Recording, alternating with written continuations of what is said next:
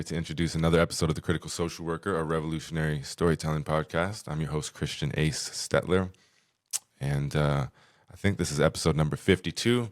I recorded it a couple of weeks ago with Miss Kiva Harper, the wonderful and amazing Miss Kiva Harper, I might add. She's a LCSW, licensed clinical social worker, licensed clinical therapist out of Texas. She has been she specializes in trauma-focused psychotherapy.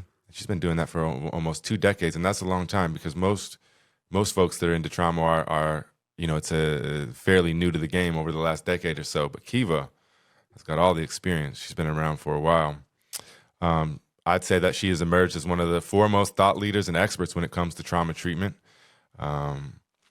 She's been doing the rounds lately, speaking and all over the place, TV, podcast, all sorts of things. She's a very important person. And I think I'm not 100% sure, but I think she's the professor of, or was the professor of one of my favorite people, Stephen Silva Brave, who I will have back on the podcast this fall. Anyways, it was a great conversation. We talked about all sorts of things. Obviously, we talked about trauma therapy. We talked about social work education. We talked about revolutionary social work. Hell, I can't remember everything we talked about. It was such a good conversation. It was nothing but a pleasure. We did experience some technical difficulties at the beginning, so I had to cut out some things. We talked a bit about, some introductory stuff between Kiva and I. We talked about Alaska and Texas, and I think we talked about a little about a school shooting. I didn't cut it because of the topic, but the audio was really poor, and so it just didn't work out. So it may sound a little jumbled at the beginning as it jumps through, but you don't miss too much. Seems like there was something else I wanted to tell you all. I'm on summer break. It's my first week, away from the university, and it's a relief. Going through an academic year as busy as I've been, it weighs on you a little bit, and especially it's going through a cold, dark winter here in Fairbanks, and so I'm very happy for it to be summertime. Get to spend some time with my family. Get to spend some time outside. We're at about 20 hours of daylight here in Fairbanks, on the way to 24 hours. The sun doesn't ever quite stay up 24 hours, I don't think, but I think you pretty much get daylight, twilight, 24 hours. Temperatures are rising here. I think we're heading up into the 60s this week, although it's kind of foggy and rainy out there right now. It's supposed to clear up later. Anyways, I think we ought to get to it. I hope you enjoyed this episode with Ms. Kiva Harper as much as I did. Again, she's an amazing individual, one of our leaders when it comes to trauma treatment and therapy. So, like I said, I hope you enjoyed this episode as much as I did, and let's get this conscious party started for real. Enjoy. Hey, yo, everyone, gather around. It's story time. Brought to you by the University of Alaska Fairbanks, Department of Social Work, and a Conscious Party Productions. You are listening to The Critical Social Worker, a revolutionary storytelling podcast. A conscious party. Revolutionizing our minds. Elevating our consciousness. Changing our worlds. Your story. My story. Our story.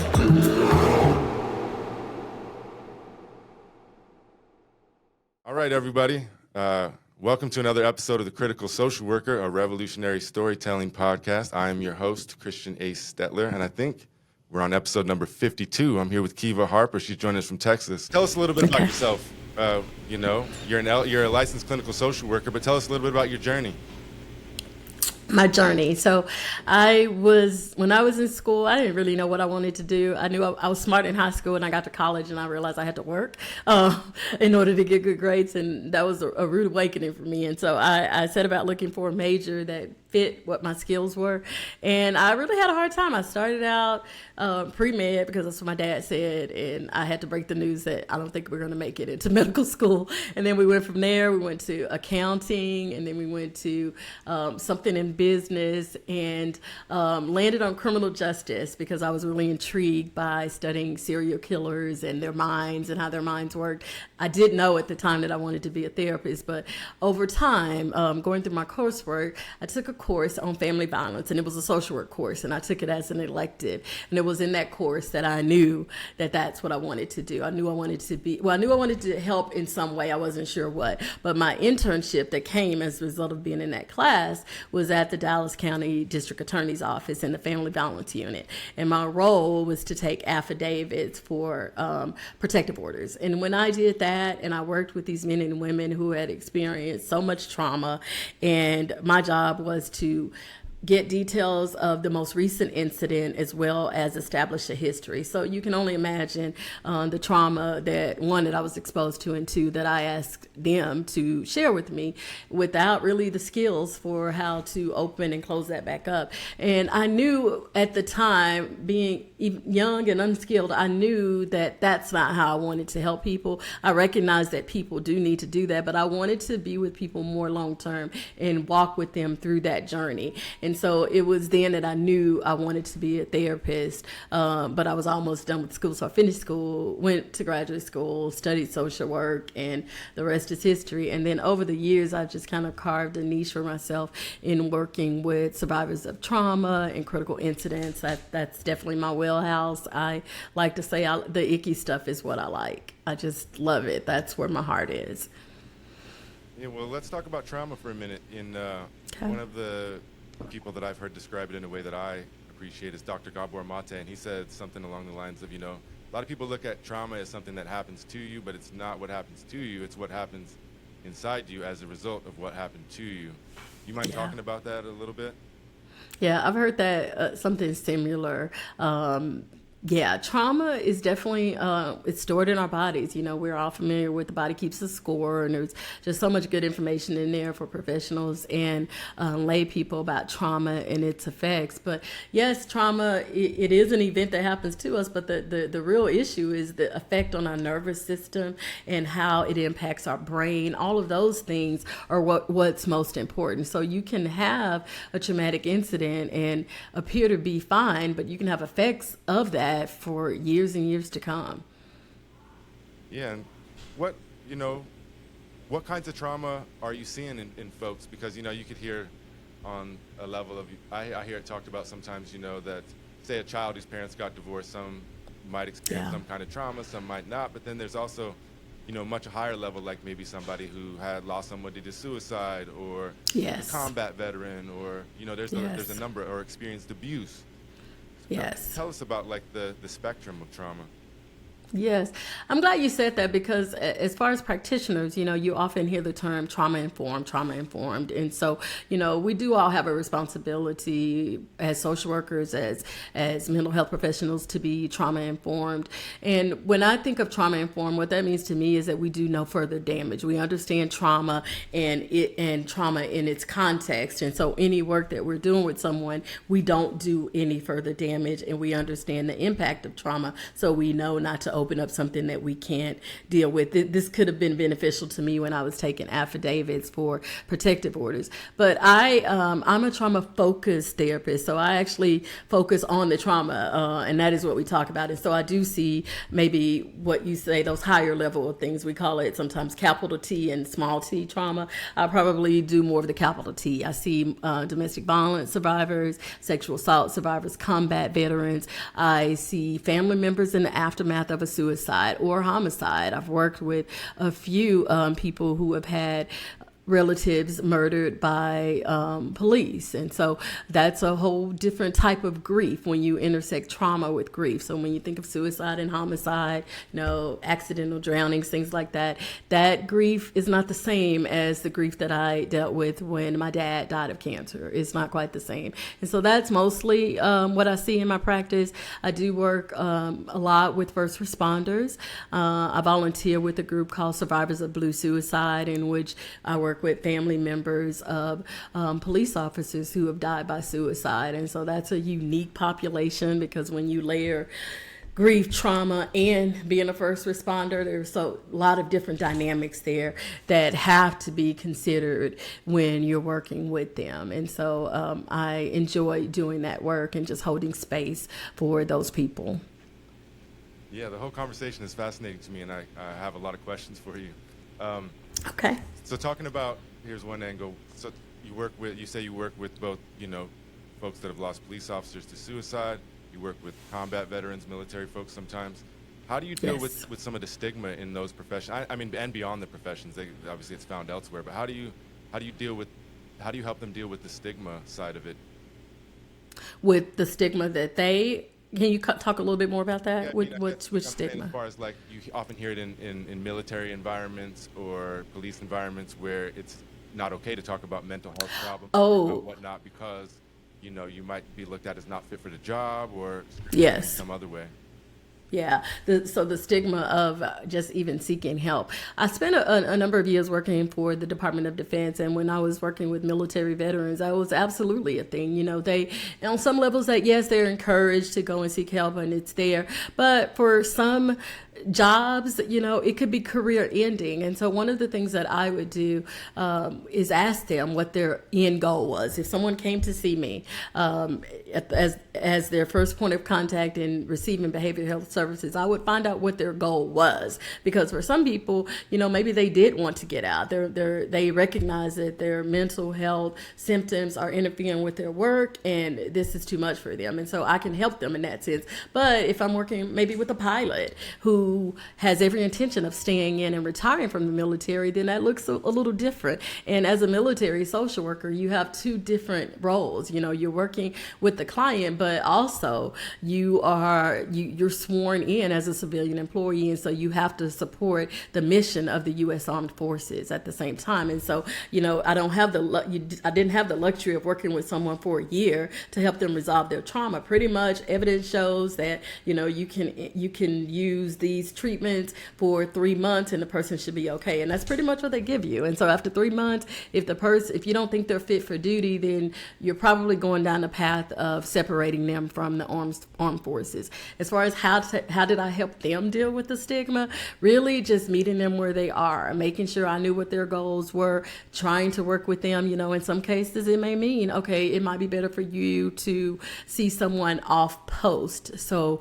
your records won't be as readily available, because anything that I type in is going to be entered into your medical record. And so maybe you want to be assessed by an off-post provider, and then you determine what you want to do from there. Now, as far as first responders, I'm in a really good position because the city of Arlington, where I live, has this program called the Blue Chip Program, and they recognize that police employees, sworn officers deal with so much stress, and they recognize that there's also a stigma attached to it. So this program allows their employees to have access to counseling services, and it really is completely anonymous. So they give them the information, and they literally have a blue chip, and they give that to the provider, which would be me, and they would show me their ID, and then I can see them for the number of sessions that are prescribed. They give us 2 sessions a month, and if we need more, all we have to do is tell the person. I never ever share the person's name. Even with my billing, I just let them know how many people I've seen. There's no unique identifier or anything like that. So they can be assured that it really is anonymous. And it gives them this outlet. One, they don't have to worry about paying for it or paying their copay or anything like that. And they have access to providers that have an understanding of working with first responders. And they and their family members can have access to therapy. So I love that model. And I think over time we'll see that it makes a difference. I hope that they're studying, things like absences, call-ins, police brutality, just all of the things that they've seen before and what that's looked like since they've had this program. It'd be interesting to see. Yeah, for sure. It also has me thinking about your role as a clinician, or when we look at the social work, the social work service, the social services that need to be provided to somebody who's experiencing trauma. And I realize it's a wide spectrum, people with different situations. But what is your role as a clinician as far as, sometimes we see social workers as, handling the more practical needs. If somebody's experiencing abuse, we need somewhere for them to be safe for their kids, a restraining order, things like that. I could think of a mass shooting. Obviously, there's very practical issues that need to be handled. How do you balance that with what they need therapeutically? And what is the overall, what is your goal, or what are you trying to achieve with somebody as a therapist when they've came in and they've experienced some kind of big capital T trauma? Yeah, with the clients that I see individually, my ultimate goal is to help them to resolve the trauma and no longer meet the criteria for PTSD if they do. I think one of the biggest misconceptions is that you have to live with PTSD, that this is just a part of your life, and you don't. I've worked with many people who no longer meet the criteria and have gone on to lead fulfilling, happy lives and not be debilitated by their trauma. It's still very much a part of who they are, but it's resolved in such a way that they're able to still live a meaningful life. And that's what I see my role as a trauma-focused therapist being. Thank you for that. We have a question from Nico in the chat. He says, for the officers that get anonymous counseling services, at what point, if any, are you required to report if they are fit for duty? Thank you for that question, Nico. I'm not required to report anything at all. The only exceptions to confidentiality are the ones that if there's a child, person over 65, or a person with a disability being abused, neglected, or exploited, I have to report that. And then, of course, if I'm concerned that the person is not safe or if they're going to harm someone else physically, then I will. Then confidentiality goes out the window there. But as far as letting their department know, that is not my role. They when they do fit for duty, they contract with other people. That doesn't have anything to do with me. So it continues to be anonymous as far as their employer. Yes. Thank you for that question. Yeah, thanks, Nico, and thanks, Kiva, for the answer. And for those of you that are in the audience, if you want to contribute something, if you'd like to call in, there's that feature where you can ask a question via the chat. So we were talking about mass shootings earlier when we had the audio problems, and I thought maybe it's a good point to shift back to that for just a minute. When we think about a mass shooting, who is it that needs, who is it that experiences trauma, and who is it that needs services? Because I can think of the community members, people that experience it, their friends, their family, anyone, all of it. Yeah. Like, you and I were talking about a school shooting. I think the obvious thing, obviously the students that were attending that school and that were present, that they need access to counseling, as well as the faculty and staff at the school. But I think we forget sometimes the parents, who probably had multiple hours where they weren't sure if their kids were safe or were unable to reach them. The community, I mentioned that this school is not very far from where I used to live and not far from where I live now. So just the neighborhoods that envelop that community and that surround that school, those people may need access to therapy as well. And then the people who respond to the scene, you have your first responders, your police, ambulance, and fire. You have your dispatchers they're the absolute first responders because they take the calls. Some police departments have victim assistance. The city of Arlington does, and so they're involved. Gosh, I don't even know who else. I mean, they're just far-reaching effects, and family and friends of the people at the school. You just really don't know. If anyone says that they were impacted, then they were. You can't really decide, okay, this person wasn't impacted because they're not close enough. If you had a reaction to it, if you saw the news and it hit something with you, then you could be impacted by that. Yeah. Well, so how do you respond to it? How do you identify who needs therapy or services, and how do they find you? Well, it depends on what hat I'm wearing. So for my private practice, I have a very small psychotherapy practice, and I have a few people that work with me. And what we decided to do, we wanted to give back in some way. And we know that the students will have access to all types of resources, and there are people that are volunteering to give services to the children. But we thought about the parents. We know that the faculty and staff will also have access to resources, but maybe the parents may not. And so what we're offering is pro bono sessions for any parents impacted by the shooting at Bowie High School in Arlington, Texas. So that's one way that we're trying to give back. Other ways that we can help, with my role as a contractor for the police department, if there were officers who were directly involved in this situation or who just were impacted vicariously, then I can hold space for them in a therapy setting. I can also go out and do group debriefings if that were asked of me, but most of my work is done on a macro level. The other thing that I like to do now that I've only been doing for the last few years is going out and doing education and workshops and things like that for the community, for other mental health professionals, for just sometimes in corporate spaces, but talking about these type of things because we need to talk about them. You asked earlier about when there's a shooting, what is the response about gun reform and all of that. And I talked about how it's cyclical. At first, there's that initial shock and sadness, and then there's the, thoughts and prayers, and then there's the talk of gun reform, and then we forget about it until the next mass shooting, and then we start the cycle all over again. But it doesn't seem like there's been much change because we're just in April. And we've had a number of mass shootings. I don't even know the number. I lost count sometime in February. But we're just in April of 2024, and we've had a number of mass shootings already. So it makes me wonder, are we doing anything? Yeah, and I mean, just the idea that there could be so many mass shootings that we don't have an idea of the number, because, that's just crazy to think about. And it is. I think as a country, we just don't quite see what's happening. It's right in front of us sometimes, but we just don't see it. Yeah. We post anytime there's a mass shooting. We post something about it on our social media, and it got to the point just in February we were like, okay, what can we say now? Like, we've said all the things, and that was February. That was 2 months into the year. It's most concerning.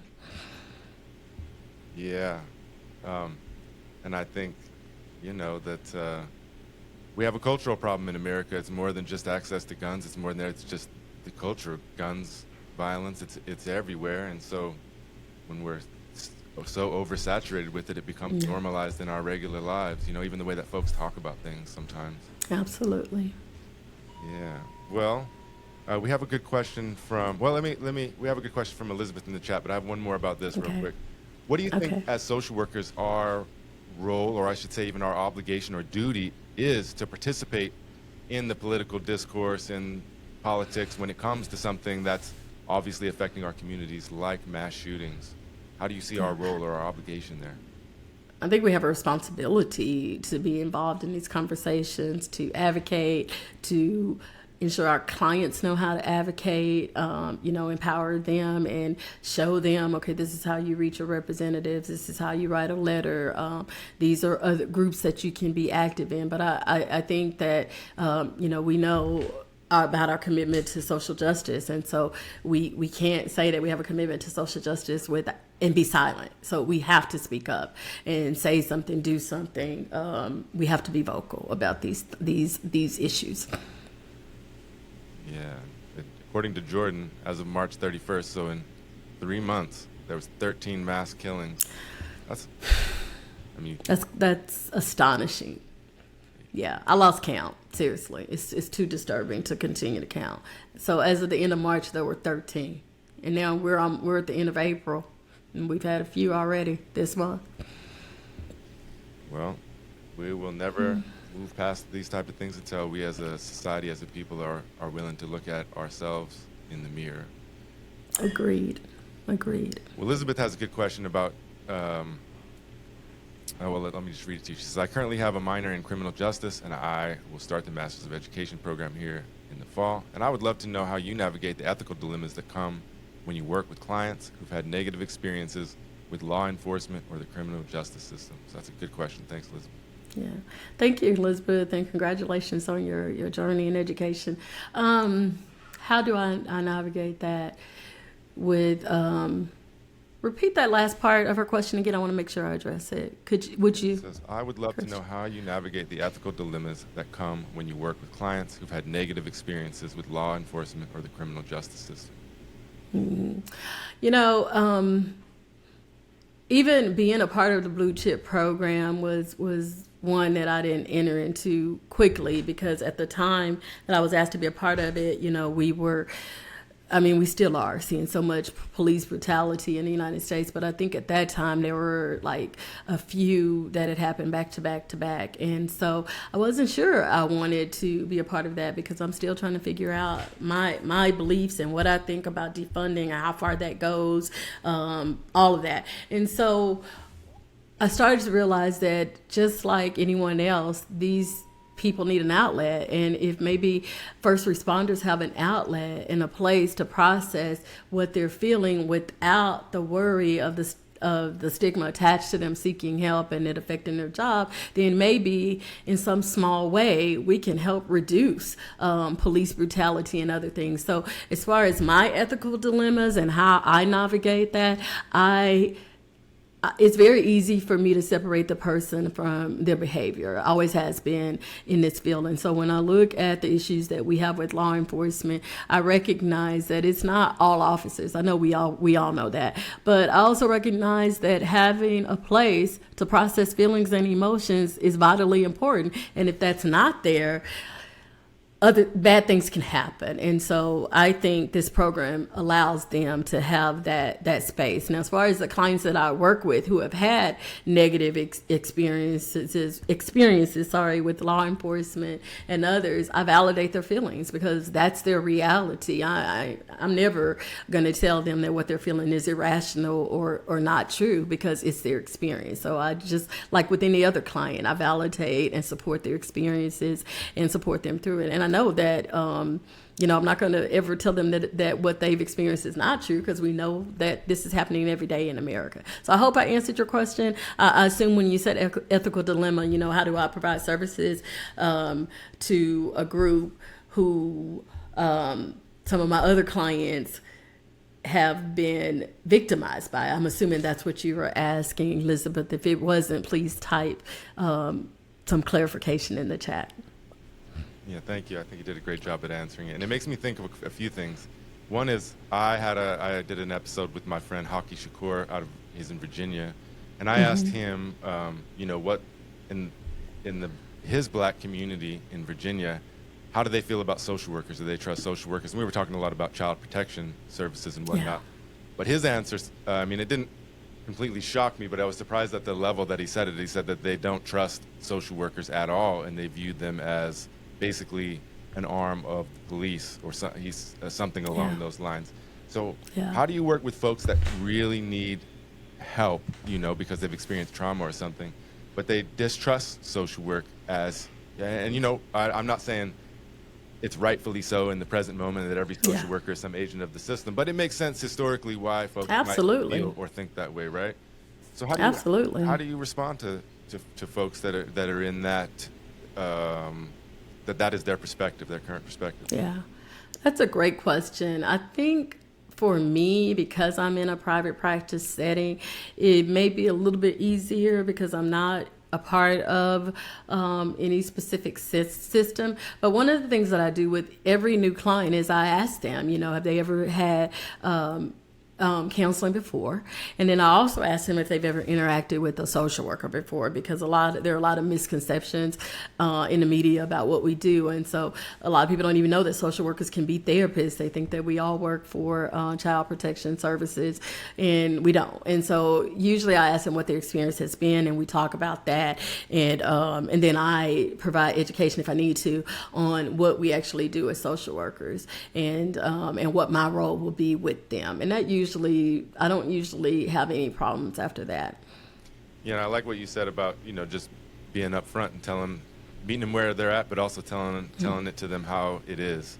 And that's my experience as a social worker with working with very difficult juveniles, adults, is that they almost always appreciate it when you just tell them the truth instead of trying to bounce around something or pander to them or whatever. They appreciate the truth. They really do. And they deserve the truth, They deserve that. Yeah, for sure. Mutual respect. Mm-hmm.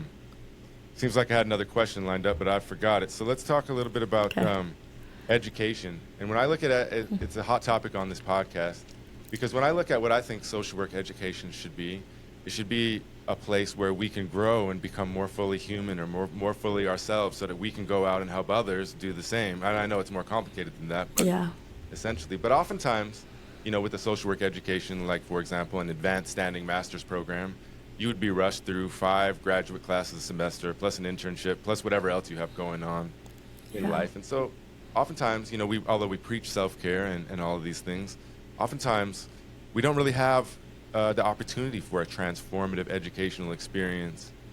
However, in traditional academic settings, like we're going to a university classroom and meeting, even if you were rushed and were busy, you'd still have a lot of transformative opportunities because you have chances to chat with folks in between and outside of the classroom.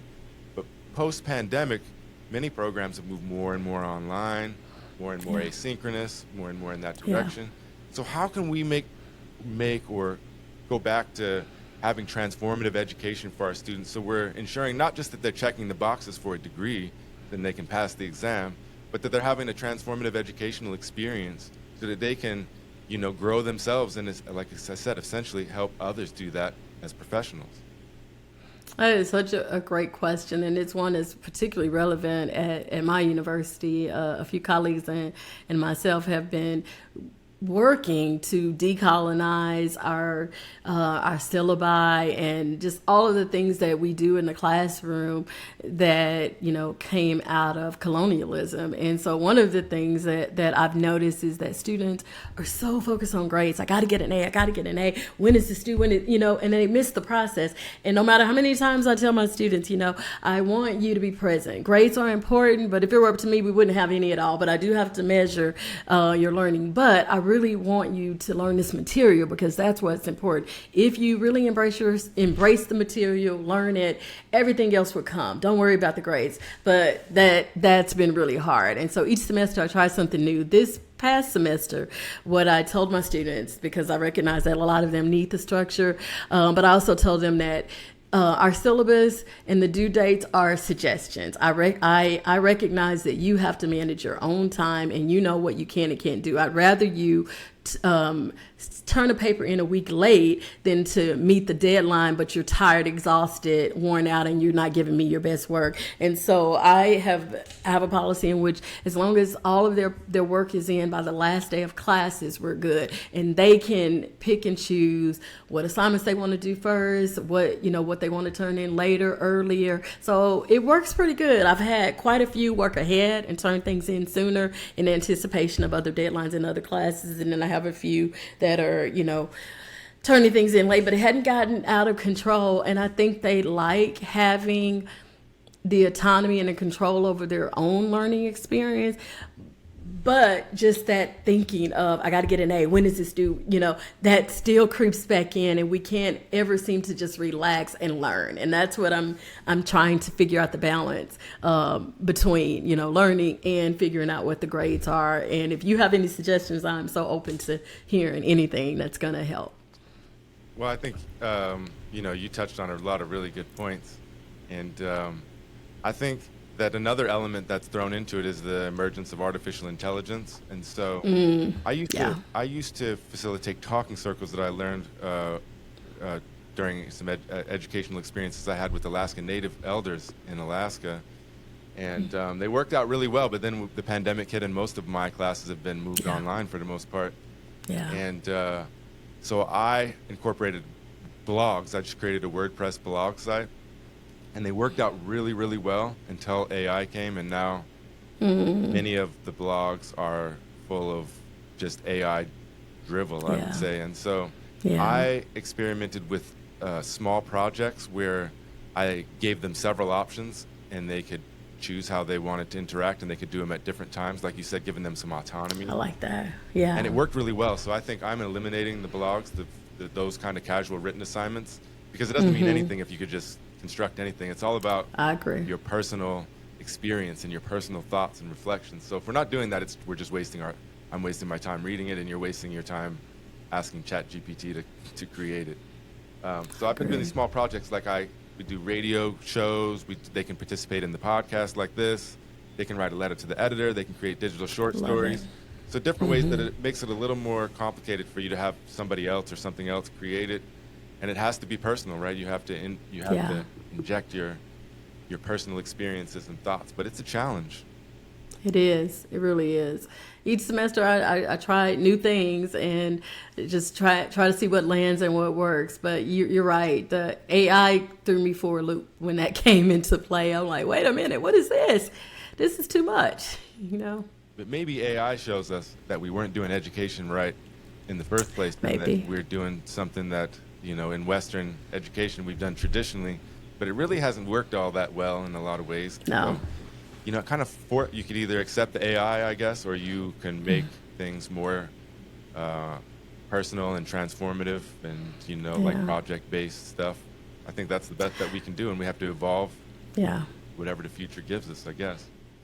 And I think we could use it to our advantage because I remember, when I started teaching back in 2007, it wasn't real common to use your phones and things like that in class. And instead of saying, you need to put that away in class and you need to pay attention, let's use it. Let's play some games and let's do some interactive things where you can join from your phone or your laptop instead of you trying to pretend like you're not using it in class. So maybe we need to embrace AI and use it for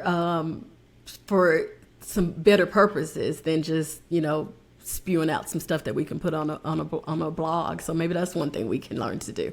Yeah. Because there are some benefits to using AI. Absolutely, I agree. And I think if you're able, like I've used AI in a number of ways, and I think if you're able to give it the ideas and have it help you organize or brainstorm in another way, it works really well. It just doesn't do good at creating it for you. Like creating the ideas for you. Yeah, you got to put in some work.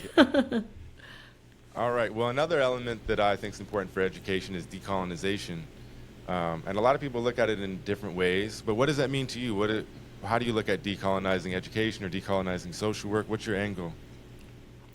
When I think about decolonization, I go back to the real definition. It's just like reclaiming what was lost. And so when we look at especially in education, and we look at the system the academia in higher education, that is, there's so much decolonization that needs to be done, from oh my gosh, I could go on and on. I don't think I even want to go down that path. But when I think about it in terms of that, it means getting away from the hierarchy, and I know that's going to be hard for a lot of people in academia, but even the titles of, I'm Professor so-and-so or Dr. so-and-so, and I'm a peer, and you're the student, and you're going to learn from me, when learning, like you said, transformative learning involves all of us taking a part in it. There's no expert that's just disseminating information for you to learn. It requires us using our critical thinking skills, having these difficult and challenging conversations, and learning and hearing from each other and respecting each other. And when I think of it in education,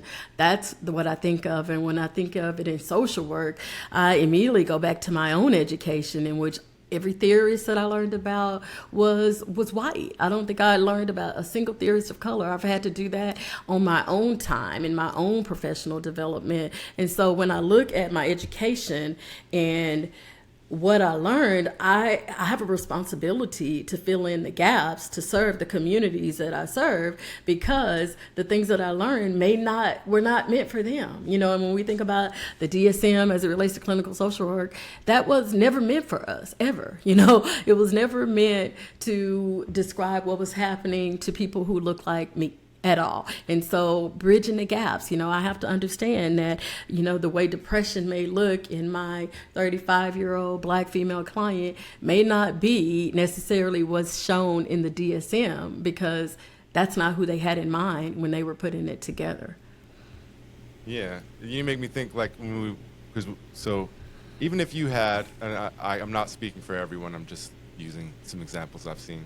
But even if you have somebody, a teacher or an educator who's familiar with decolonization or anti-racism and whatnot, oftentimes what that means is that like we're talking about a history of social work class, or we're teaching the history of it in a different class. Well, they would still teach the core curriculum the same way, with the same white, oversaturated with white folks, and then they would enter in a few other perspectives, or a few other social workers or historical things. And so without realizing it, they're still marginalizing it, if that makes sense. Yeah. They're keeping it on the margins. Whereas we've got to find a way to get away. Social work history is a very good one, because it's been so like whitewashed. And so Yeah. we've got to get away from that core and reimagining it and without that there do. and start from scratch. But it's hard to do, you know what I mean, when Very. almost all of the core texts focus on things the same way. So Yeah. how do you, I guess there's two angles that I think that you touched on that are really important. One, how do you provide space for the students when you're talking about, you just don't want to be like the banking model of education. I got all the information. You say that you realize they come, experience, knowledge with wisdom. And so, one, how do you provide the opportunities for them to express them, reflect on them, share on them, and learn from each other? Well, let's start with that one. How do you do that? Again, that's something that's a work in progress, and I try different things each semester. I tell them these things until I'm blue in the face, but I still get, emails. Hey, I need an extra day on this assignment when I've already said, you can make this decision yourself. All I ask is that you just notify me. But I think that thinking is so ingrained in us, the whole educational system. The teacher is this person that's the expert. They make all the rules and decide all the things, and I have to adhere to it. I think that's just been a part of the education system for so long. But I like to, when I am face to face, I like to have these difficult conversations. I like to talk about things that are happening in current events. Let's talk about those and how that relate. What kind of feelings did this bring up for you? This particular picture that they chose of this person who was victimized.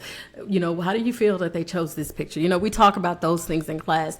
Online, I find it to be a lot more challenging, especially with asynchronous classes. But with those classes, I even have like optional sessions, or I may have, some sessions where I offer extra credit, and I try to get them involved in a dialogue, because that anonymity of being an online student sometimes it's good, but sometimes I think people don't talk as much, or they don't talk as freely, or maybe too much so. And so being in a synchronous group, virtual setting gives people a chance to actually speak and not be misinterpreted because they wrote some words down, things like that. So I try to do that, try to have guest speakers.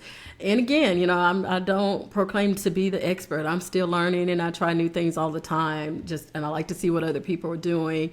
And I'll just continue to try to implement what I can and meet the needs of that particular class of students that I'm working with. Another challenge that I have at my university is that many of our students are commuters. And so when you look at social work, I teach in the graduate school program. We have many that are advanced standing already. So they're already only there for a year. They're balancing, their families, their work, their field placements, all of these things. And so they don't have a lot of extra time, which is why they are in asynchronous online classes. And so that continues to be a challenge, because it doesn't look like the typical student at a university, and finding a way to engage them and work with their schedules too, and not make it a burden that, okay, I have to go to class even though I signed up for an online class.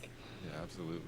Yeah, so it's a balancing game. It's a dance, that I try different things every semester, and hopefully it's getting better. But it's not a place that I think I'm gonna say, okay, everything is decolonized at my school. I think it's always evolving, just like cultural competence. It's something I'm always working at.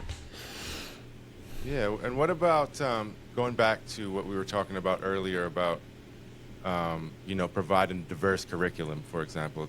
I mentioned that idea of the history of social work, but how do you do that? How do you make sure that you're providing, I don't even like the sound of the way I'm saying it, diverse perspective, but I can think of a better way to say that. In my classes, so the online asynchronous ones, I kind of oversaturate them with a lot of content. So I provide them, they don't have to go through everything. They kind of get to pick and choose what's important to them. Yeah. And I provide as much diversity as I can in the content.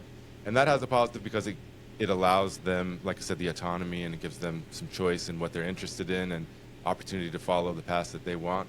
But then sometimes I think that, especially with, say, like intro to social work, younger students, less experience with education, that it just kind of blows by them, if that makes sense, because I'm providing so much that they're actually getting less in some regard. But what do you think about that? I think that first of all, kudos to you for oversaturating them with the information. But the fact that you're even having to do that is because there are no texts out there that accomplish this for us. So you have these educators that are having to try to fill in the gaps, and it takes so much time. And many times there's not enough time to do that because we stay pretty busy in these settings. So I think that what we need to do is important that we have textbooks and things like that that already have this put together. And we shouldn't have to supplement by making sure we have, some queer theorists or making sure we have theorists of color. We shouldn't have to do that, And so we have open education resources and we have, funding for that at our university. And I think that it's vitally important in social work education that we start to put together textbooks that are more inclusive and that center various perspectives from various different populations and cultural standpoints. I think that's what we need to do. You shouldn't have to oversaturate them because it's not there. Does that make sense? Yeah, absolutely. And also, like, you make a great point in the sense that, not every instructor is going to be prepared or have that own knowledge themselves to provide a diversity in content. So laying it all on them is going to result in classes that just go by the standard curriculum because they don't have that imagination, creativity, or they don't have the background knowledge to do so. Yes. Absolutely. Well, I'm sorry about folks in the chat. I had it stuck on scrolling, so I didn't see the new comments. But Jordan has a question. Says, You mentioned earlier the perception is that social workers are only involved in child protection. In what other disciplines and business sectors are social workers involved? Thank you for that question, Jordan. I'm so happy to answer that because that is a big misconception when you look at TV. They're always working for child protection services. Social workers are found in so many different settings. Most mental health professionals are social workers. So you have your clinical social workers like me who are in therapeutic spaces. You may find us in psych hospitals. You may find us in private practice. You may find us working for insurance companies, authorizing care. You may also find social workers on the medical side in hospital settings, providing services to the patients there and their families by coordinating discharges, things like that. Other places, social workers are in schools. And help me out, Christian. There's so many. I'm just trying to think of everything. School social work. We have, what else? Drawing a blank. Social workers can be found pretty much everywhere in the corporate world everywhere today. Pretty much, yeah. And it all depends on what you're defining as a social worker, I guess. But social workers can be found everywhere, and oftentimes folks go into social work and decide. So one element that I criticize about social work, especially in education, is that oftentimes, rather than providing an overreaching education, like I said, that's transformative, what they're doing is training you for a professional role, which obviously you need to do, but it's limited to that. So they're often funneling you to case management or clinical social work, for example. Whereas I think a lot of folks do that and then they're like, oh, I don't want to be specifically that. So they end up in another role, but they end up highly using the skills that they've used in social work. I guess the problem is in education, like I said, we're often funneling folks down one of those few lanes, but we're looking at it as that's the only thing that you can do, one of those things, choose this path or this path or this path, but that's not true, and when I went to when I got my master's in social work, in my cohort, at the end I was in the mental health behavioral mental health cohort. They asked us all to share what the biggest thing we learned in our education, and all the students had these wonderful things to say, and I said that I learned that I didn't want to be a social worker anymore. And what I found since then is that I actually do really want to be a social worker, and it's at the very core and heart of who I am. I'm just not fit for one of those roles that they put you down, so I have to be creative and find something else. Hence I end up in education. And so that's what I would say to social workers. Don't limit yourself to the boundaries that others place on you. The future is unknown. You can create it however you want, and if you don't fit into one of those roles, then make your own. Agreed. 100%. Well said. And there's money out there too. There's grant money. There's all sorts of stuff that you can get funded for things.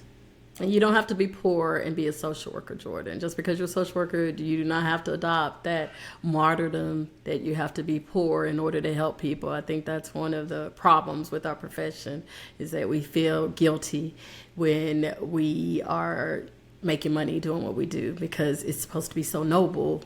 You know, you shouldn't be able to be successful like that. Yeah, and you know, going back to like the cyclical nature of things, if a social worker is well taken care of and able to take care of their family, and they, you know, have the things they need, they're paid enough, they have a home, they have a car, Yeah. kids can go to school, they can take a vacation. Well, don't you think that social worker is going to be better at working with other individuals Right. versus somebody who's overworked and poor? And living below the federal poverty line and competing for the same services they're referring to, yeah, that's problematic. And so that's also an obligation over all of us as collective social workers. You know, we got to change that narrative and not allow, you know, our comrades, our brothers, sisters, our colleagues to be suffering in such a way. Although you don't Yes. have to, you shouldn't be, don't. period. Yes. All right, Joshua has a question. Kiva, what would you say is the colonial aspect of education that creates the most barriers for students? Are there any key aspects that create barriers for faculty? That's a good question. You said Joshua? Yeah. Joshua. I have to think about that. That creates the most for students. You know, I think it may be just that hierarchy of, you know, the hierarchy that's just kind of accepted in academia, where maybe students don't feel as comfortable and safe expressing their opinions.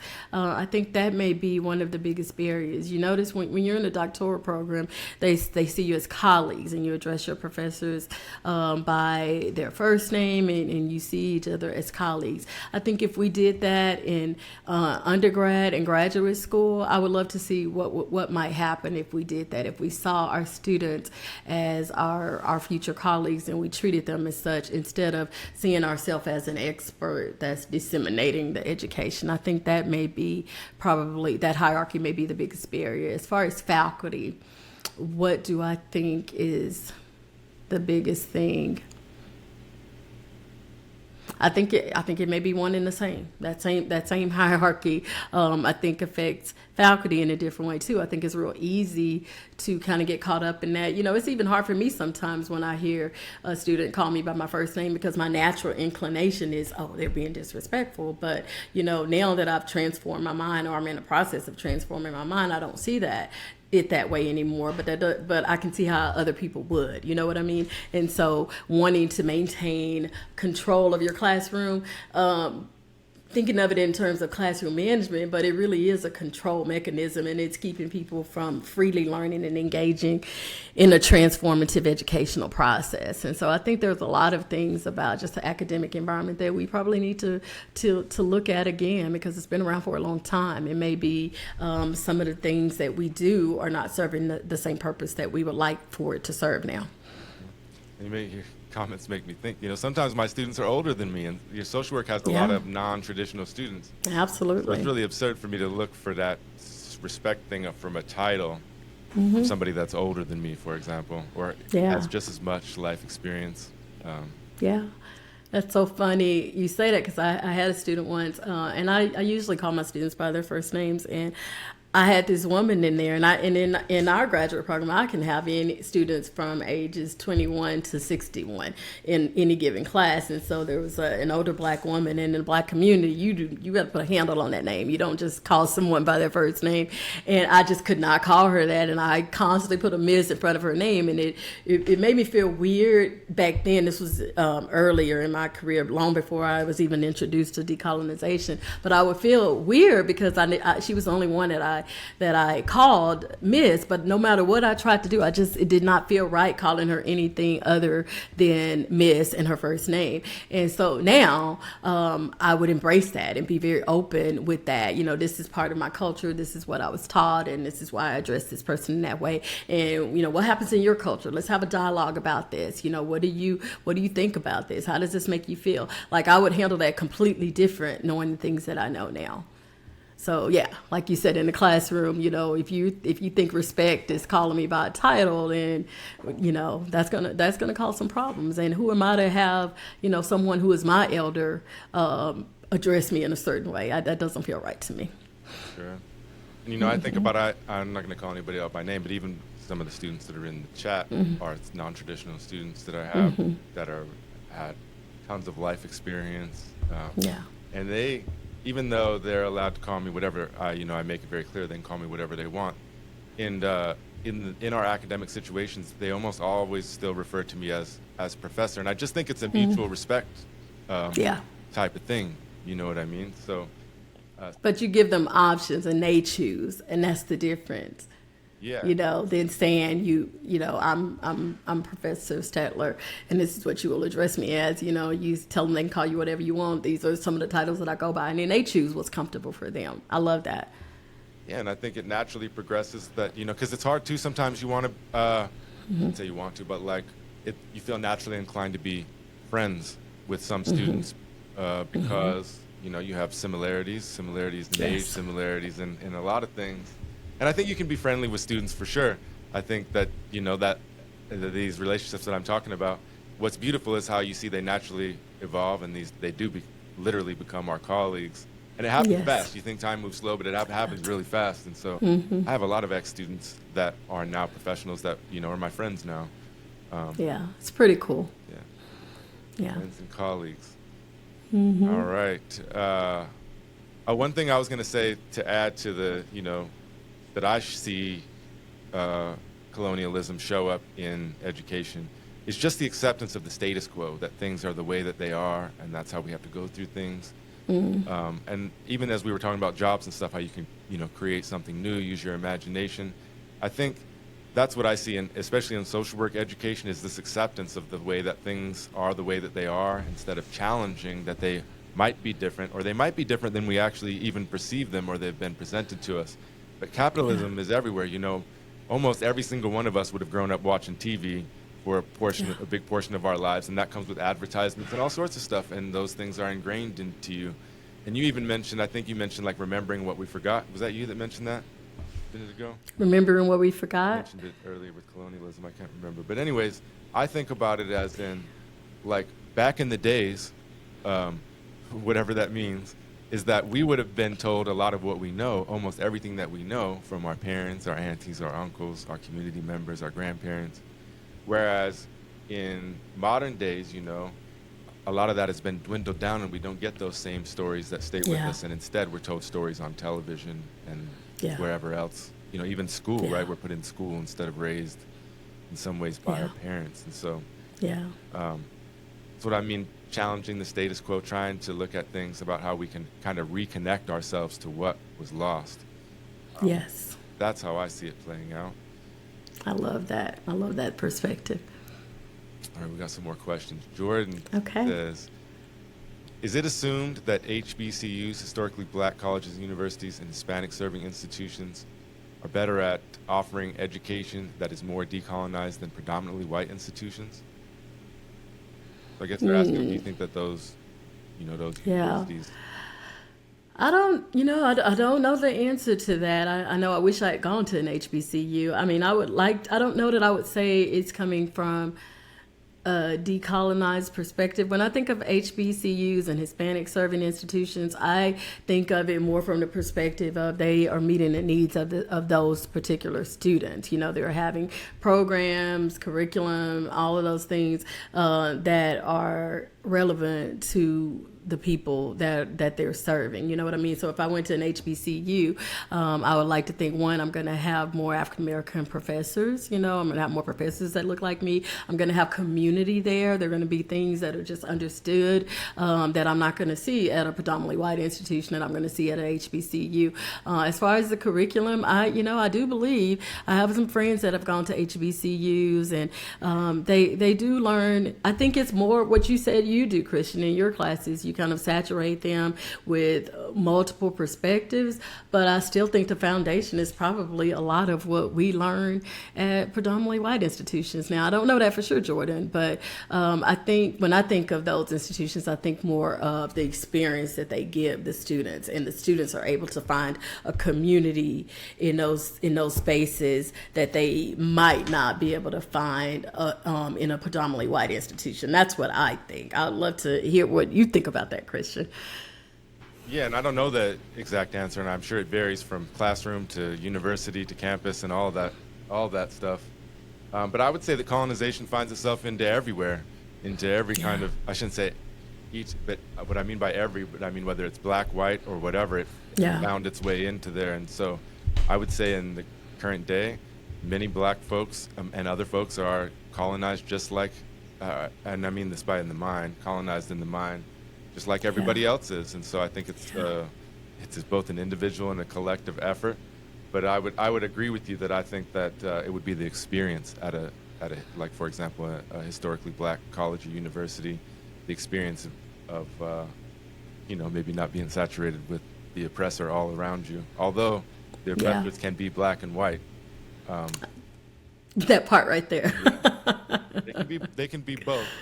But I would imagine it gives you a completely different experience, which is also what college and university should be about. And I see that more when I see like anecdotes or videos of a historically black college. It looks to me like they are living more of what the life of what a university is supposed to be like than some other universities. But that's just from the outside perspective. I have no idea really.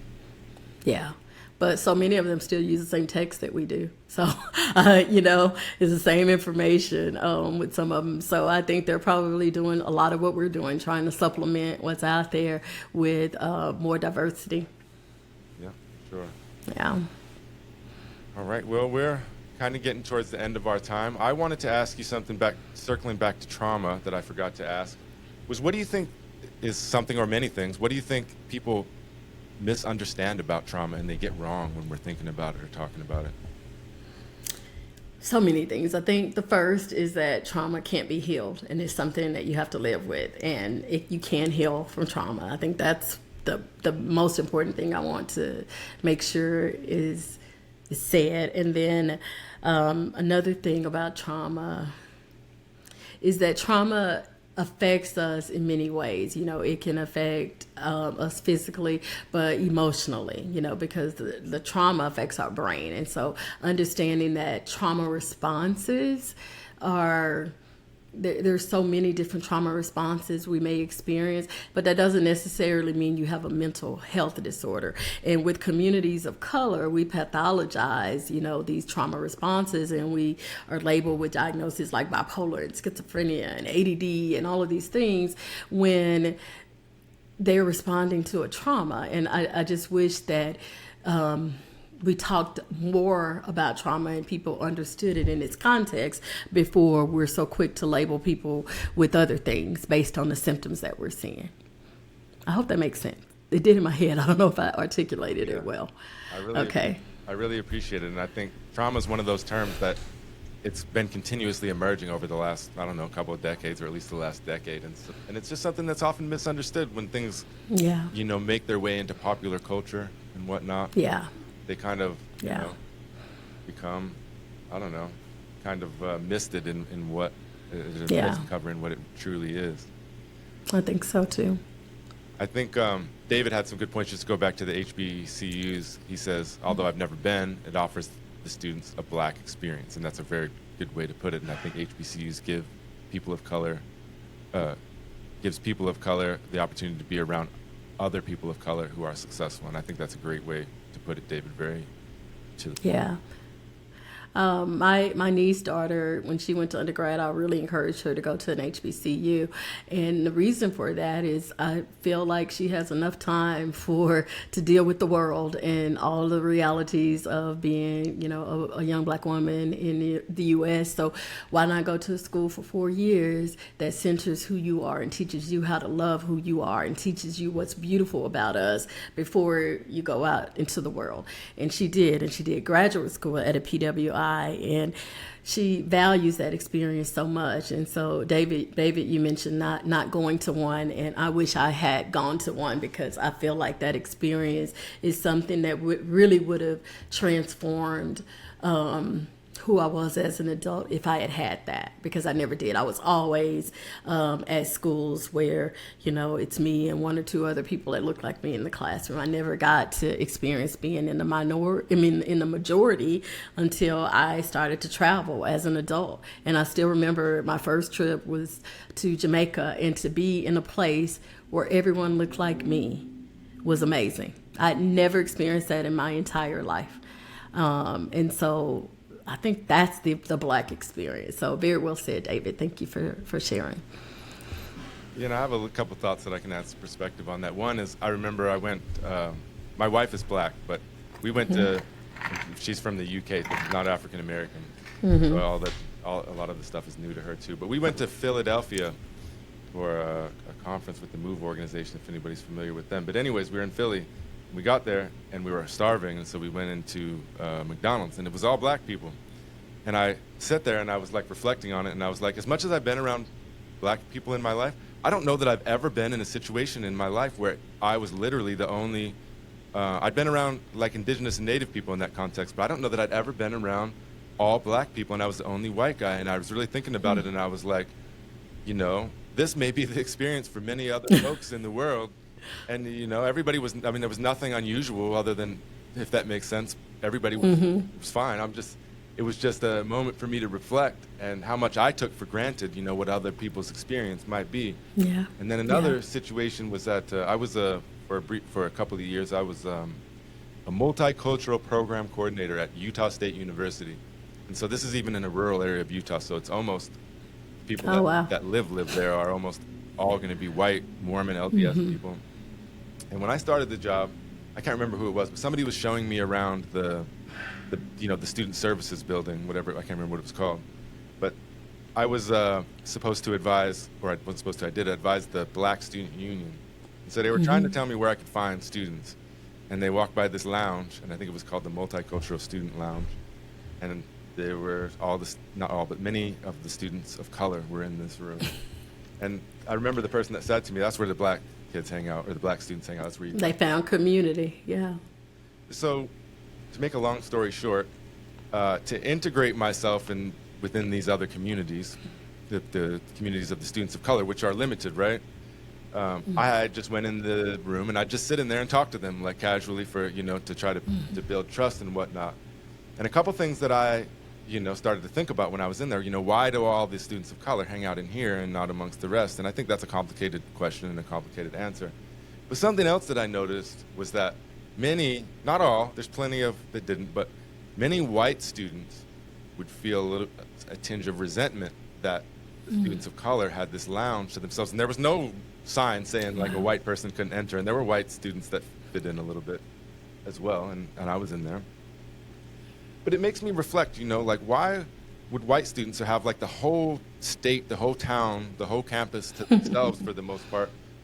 Why would they be resentful about that space being, and again, it's not even explicitly for someone else. It's just kind of utilized that way. And I think it goes back to kind of what David was saying earlier. It's an opportunity to be around other students that are successful, that look and have similar backgrounds. But I wonder about, the resentment on the other side, or the, this feeling of disdain. And I think we've created a situation in America, or in the West, where, white people think that they're entitled to everything. And it's not even something that I think they say that they or we say to ourselves or themselves, like, this is mine.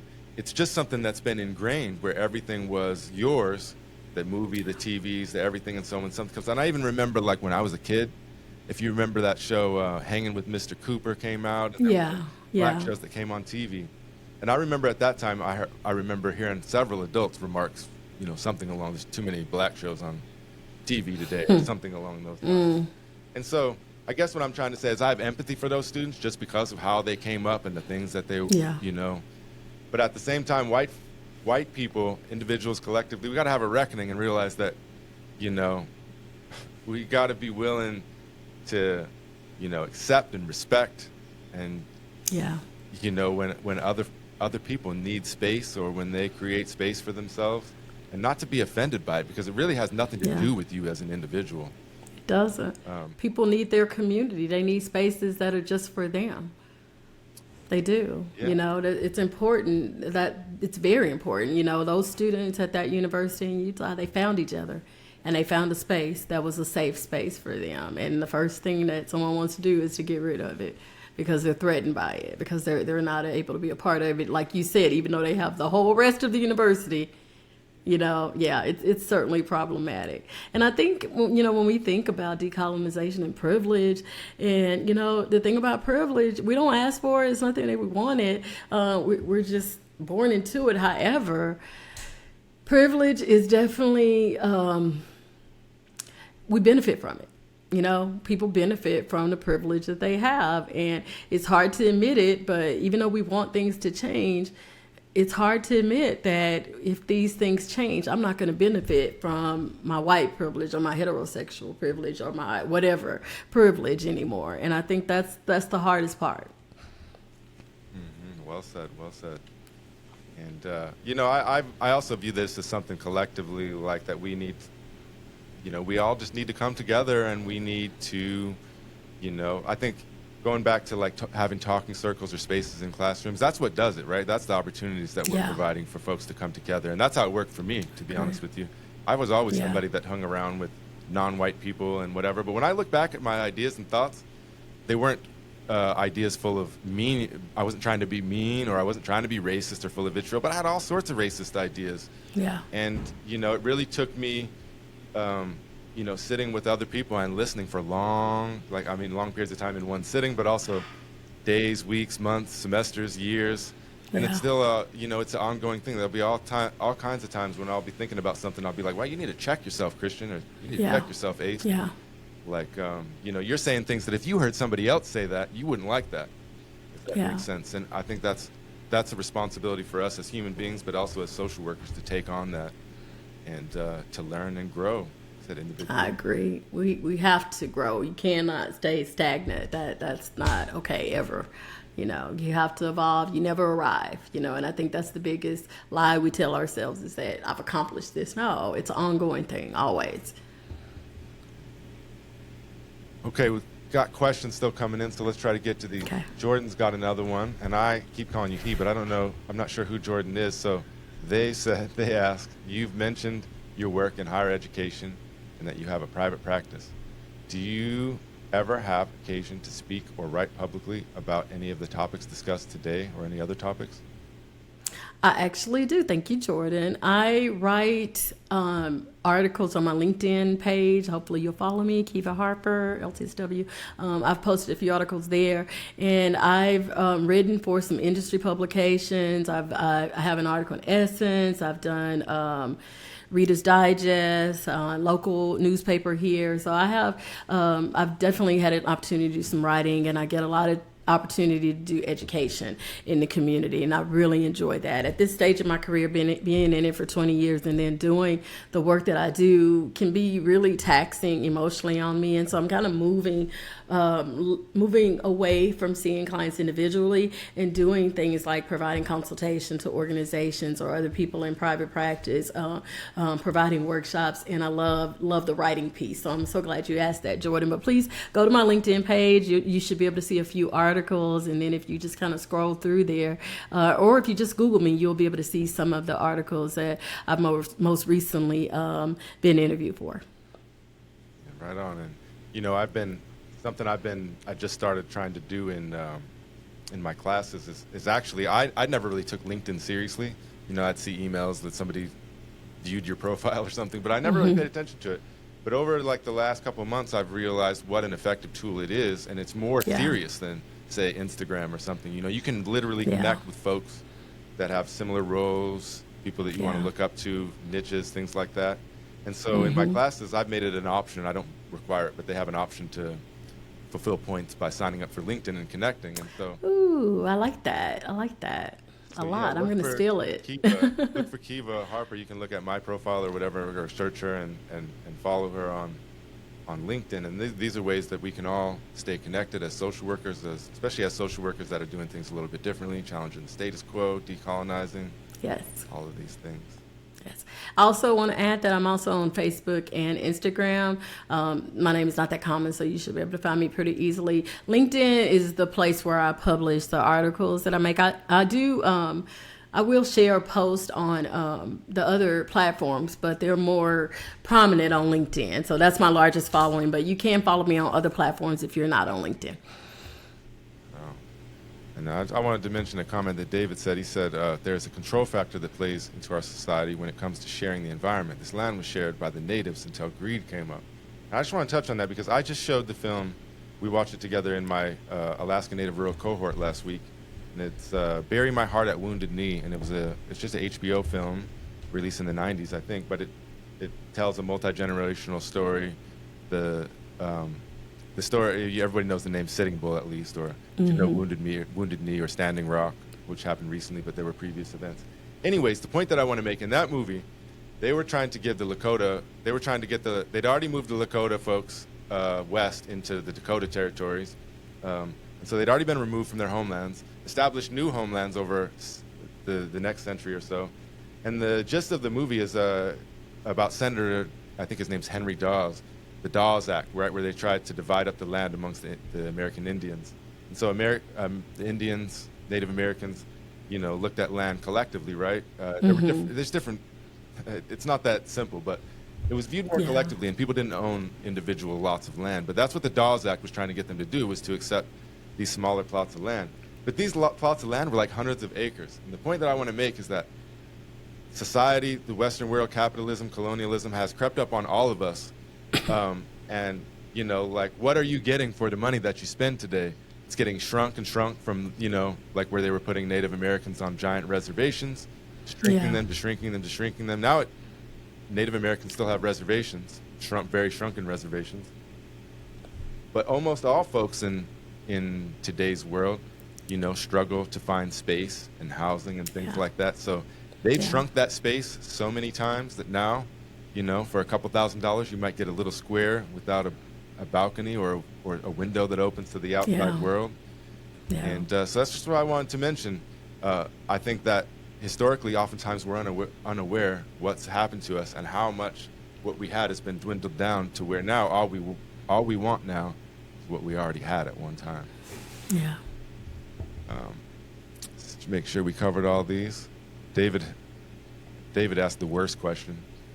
Thank you for all you do, Kiva. Are you a Cowboys fan? David, I have to be a Cowboys fan because my dad loved the Cowboys. I could not tell you what they were doing on the field if I were to watch a game, but go Cowboys. Yes, I want them to win every time. Yes.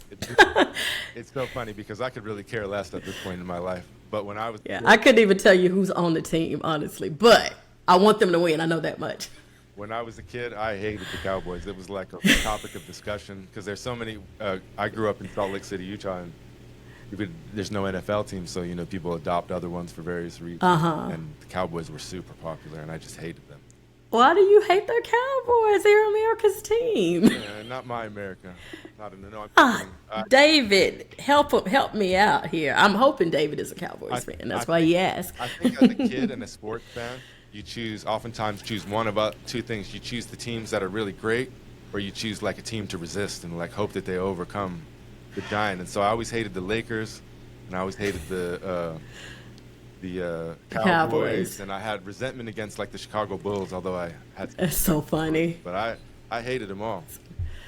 Well, I have to be a fan of the Cowboys, the Mavericks, and everything else that's Dallas. So yes, I'm a fan. All right. Well, I'm sorry about that, but I've enjoyed the conversation otherwise. Other than that, we're good. All right, Kiva. Well, it's been a pleasure talking to you. And Same. Yeah. I enjoyed it. Thank you for even having this podcast. I've been telling everyone, you need to listen to the Critical Social Worker. It's good stuff. Good stuff. Yeah, I appreciate the. No, critical, conscious social work. I keep getting it mixed up. Sorry. Yeah, the Critical Social Worker. It is the critical. Okay, I got it right. Podcast, but I'm thinking of shortening it to just the Revolutionary Social Worker. We'll see. I'm gonna take the summer off and think about it. Okay. Well, I wanted to give you the opportunity to share any last words before we end the episode. Just a couple of things. Again, honored to be here. So excited to be a part of this. I just want to let people in your audience know to follow me on social media so you can stay abreast of the things that we're doing. My team and I have so many exciting things coming up. We are going to be presenting in May at the Conference on Crimes Against Women that's held here in Dallas, and it is geared towards all people who work with women who have been victims of violent crimes, so police officers, judges, prosecutors, therapists, etc. And so I'm going to be presenting on working with families in the aftermath of a homicide, because unfortunately not everyone is able to be helped. And so I'm going to be talking about that. And then I also do monthly CEUs. So if you follow me on LinkedIn or any other social media platform, look for those. They'll come up every month. I'll be talking about some topic or another, and I hope to see you guys soon. That's it. Yeah, I appreciate that. And you said the best place they can find that info is LinkedIn? Is LinkedIn or any of my social media. Just follow me on my social media, and I can send you the link. Maybe you can post it later on how to join my VIP list. I have a VIP list where people know what I'm doing way ahead of time, and I would love for you to be a part of my VIP list. All right. Have a great day, Kiva. Thanks for joining us. Alrighty. Thanks. Bye, everyone. Bye, everyone. Thanks for your contributions. This episode was recorded live on Saturday, April 22nd, 2024. This episode featured Miss Kiva Harper, and it was hosted by Christian Ace Stettler.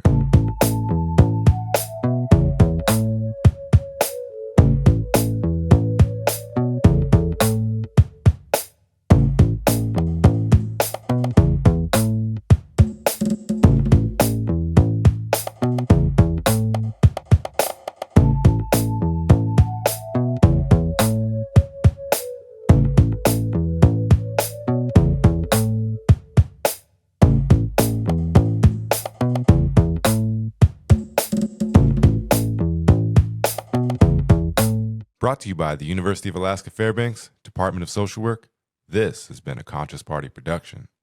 You've been listening to The Critical Social Worker, a revolutionary storytelling podcast. Your story, my story, our story. All right, everyone, until next time, keep being revolutionary. Peace.